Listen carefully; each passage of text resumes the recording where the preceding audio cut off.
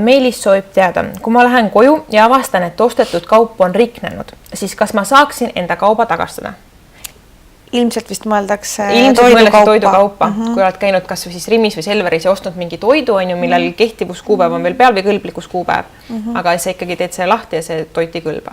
Ja nagu ikkagi vaadata märgistus ja kõlblik kuni parim enne on veel selline kuupäev, mis ei ole möödas ja inimene tõepoolest on tulnud otse koju, et ta ei ole palava ilmaga kuskil pargipingi peal istunud, et ta ei ole ise midagi teinud selleks, et see toode rikneb, siis kindlasti tasuks tagasi pöörduda.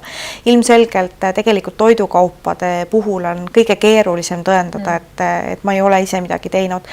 Aga selleks oleks ääretult oluline tegelikult, et antaks teada näiteks ka järelevalveasutustele, Tarbijakaitseametile või siis teine, kes toiduvaldkonnaga tegeleb, on Veterinaar- ja Toiduamet ja meie poolt saavad siis näiteks meie inspektorid tõepoolest kontrollida seda, et kas on üleüldine mingisugune probleem siis ühe või teise toidukaupa ja tootete märgistuse ja parim enne kõlblik kuni märgistusega.